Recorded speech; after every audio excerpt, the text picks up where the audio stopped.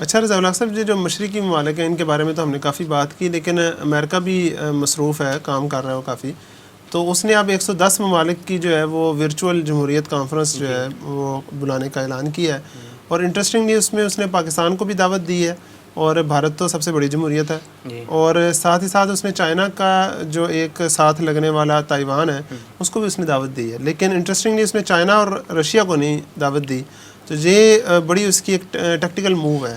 تو آپ کیا سمجھتے ہیں کہ وہ اس سے کیا حاصل کرنا چاہتا ہے، پہلی بات؟ اور دوسرا یہ کہ پھر پاکستان اور تائیوان کا تو چلیں معاملہ وہ جانے، لیکن پاکستان کے لیے اب اس میں جانا یہ معاملات کیسے ہوں گے؟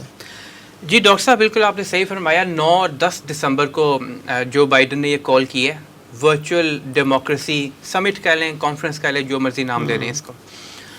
اور اس میں جیسا کہ آپ نے فرمایا کہ اس نے پاکستان کو انوائٹ کیا، جو کہ شاکنگ تھا پاکستان کے لیے بھی. انڈیا کو تو انوائٹ کرنا ہی تھا اس نے، اور اپنے باقی اتحادیوں کو بھی. رشیا اور چائنا کے ویسے اس کی مخالفت ہے، اس لیے انوائٹ کرنا نہیں تھا اس نے، چاہے وہ ڈیموکریسیز ہوں. ماڈرن آپ کی جو سوچ ہے یا ڈیفینیشنز ہیں اس کے مطابق چائنا اور رشیا دونوں ڈیموکریسیز ہیں. ضروری نہیں ہے کہ وہ پارلیمنٹری ڈیموکریسیز یا کسی اور طرح کی، جس طرح کی بھی ڈیموکریسیز ہے، ڈیموکریسی کی ڈیفینیشن پہ پورا اترتی ہیں. وہ ہر قوم کی اپنی ڈیفینیشن ہے. تو بہرحال وہ اتھارٹیرین کہتے ہیں ان کو، جو بھی اس کا مطلب بنتا ہے. اس کی اپنی مرضی ہے کہ وہ جس کو مرضی کہہ لے کہ یہ ڈکٹیٹرشپ ہے، جس کو مرضی کہہ دے یہ اتھارٹیرینزم ہے. یعنی کہ خود دوسرے ملکوں پر جتنی مرضی اتھارٹی چلائے، لیکن کوئی اپنے ملک میں اتھارٹی نہ چلائے. اور جس کو چاہے مطلب وہ بادشاہتی ہو، اگر امریکہ کی گڈ بکس میں ہے تو وہ اس کو پسند کرتا ہے، اپنے ساتھ میں لا کے چلتا ہے.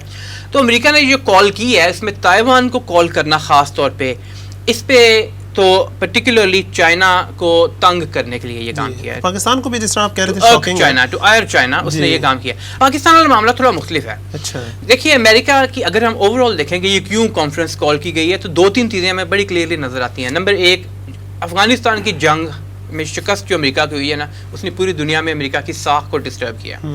ساتھ یہ کہ اس کی اکانومی پچھلے کچھ سالوں میں گرتی جا رہی ہے، بیٹھتی جا رہی ہے. اور دنیا میں امریکہ اب واحد super power, civil supreme power نہیں رہ گیا ہوا، اور بھی نسبتاً بڑھتی ہوئی طاقتیں موجود ہیں. تو اس پوری سچویشن میں آج سے تقریباً 3 ماہ پہلے، یعنی اگست 15، جب افغان طالبان نے کابل پہ دوبارہ قبضہ کیا تھا، امریکہ کو نکال باہر کیا تھا وہاں سے، اس کے کچھ دن بعد جو بائیڈن نے یہ بات کی تھی کہ ہم ڈیموکریسی کو، کرپشن کی خاتمے کو، ہیومن رائٹس کو، جو ہم اپنے طور پہ سمجھتے ہیں کہ دنیا میں ہونا چاہیے، اس کو ہم پھیلاتے رہیں گے، اس کا پرچار کرتے رہیں گے. اور یہ اسی چیز کا ایک آپ پریکٹیکل مینیفیسٹیشن دیکھ سکتے ہیں آپ سامنے. یعنی کہ وہ یہ بتانا چاہ رہا ہے کہ میں نے اپنا مقصد ترک نہیں کیا. میں نے اپنا مقصد ترک نہیں کیا. پاکستان کے حوالے سے اس کو معلوم ہے کہ اس پورے ایریا میں، اس پورے خطے میں پاکستان کی اہمیت کافی زیادہ ہے. چائنا کے حوالے سے بھی، انڈیا کے حوالے سے بھی، افغانستان کے حوالے سے بھی، اور ریزنز بھی ہیں. اور وہ یہ دیکھتا ہے کہ میں نے جو کیرٹ اینڈ سٹک میں سے سٹک کی پالیسی پچھلے کچھ عرصے میں افغان طالبان جب سے انہوں نے اپنی حکومت بنائی ہے پاکستان کے خلاف، سٹک کی پالیسی تھی. جو بائیڈن کہتا تھا میں تو فون بھی نہیں کروں گا وزیر اعظم پاکستان کو. اچھا، لیکن اس کے بعد انہوں نے دیکھا اس کو فائدہ کوئی نہیں ہوا. اب وہ چاہ رہے ہیں پاکستان کو اپنے قریب کریں، جو کہ میرے نزدیک یہ پاکستان کے لیے ایک بہت بڑا چیلنج ہے. امریکہ کا دور رہنا اتنا بڑا چیلنج نہیں ہوتا. امریکہ جب نزدیک آنے کی کوشش کرتا ہے تو پھر بیلنس کرنا اور اس سے دور رہنے کی کوشش کرنا جہاں تک ممکن ہے، وہ ایک بڑا چیلنج ہوتا ہے. یعنی کہ اس کا دشمن ہونا جو ہے اس سے زیادہ خطرناک اس کا دوست ہونا ہے. اس میں کوئی شک کی بات نہیں.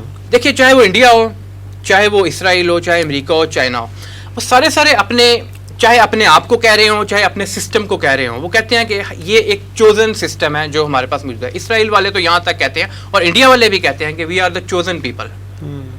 اب یہ جو چوزن پیپل کا کانسیپٹ ہے نا، اس کے اندر جو اسلام کا کانسیپٹ ہمیں دیا ہوا ہے، تمام مسلمان ممالک کو اپنے سامنے رکھنے کی ضرورت ہے. یہ آپ کے لیے کوئی رائٹ کی بات نہیں ہوتی، ڈیوٹی کی بات زیادہ امپورٹنٹ ہوتی ہے آپ کے لیے.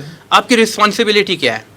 جب آپ چوزن لوگ ہیں، یا آپ اپنے آپ کو فیل کرتے ہیں کہ ہم ریپرزینٹ کر رہے ہیں پوری دنیا کے اندر صحیح نظام کو لے کے آنے کے لیے، تو ہم نے دیکھا کہ وہ مغربی ممالک جتنے بھی ہیں، جس کو ہم طاغوتی قوتیں کہتے ہیں کوٹ اینڈ کوٹ، وہ طاغوتی قوتیں جو ہے وہ ہمیشہ اپنی ہیجمنی کریٹ کرنے کے لیے، دوسروں پر اپنا سسٹم تھوپنے کے لیے، اور ساتھ یہ کہ اپنے مفادات ان کو حاصل کرنا، ہر قیمت پہ حاصل کرنا، ہر جائز ناجائز طریقے سے، بلکہ ناجائز طریقے سے ہی زیادہ حاصل کرتے ہیں. اور یہ نہیں دیکھتے کہ ہماری رسپانسبلٹیز کیا ہیں.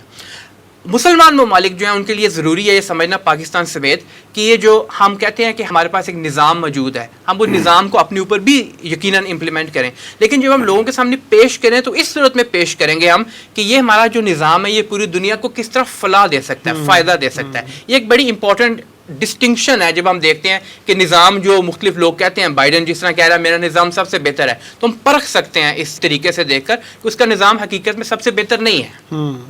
یعنی کہ آپ دیکھیں نا امریکہ ہے تو وہ ایک ورچوئل جمہوریت کانفرنس بلا رہا ہے، تو اللہ کرے کہ ایسا بھی ہو کبھی کہ مسلمان ممالک سارے مل کے کوئی خلافت کانفرنس بلائیں کہ جس میں سارے مسلمان ملک مل کر سوچیں کہ بھی ہم نے کیسے اس چیز کو یقیناً. آمین آمین.